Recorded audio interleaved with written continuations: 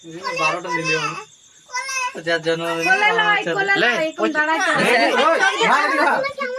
ready ready ready ready ধর happy birthday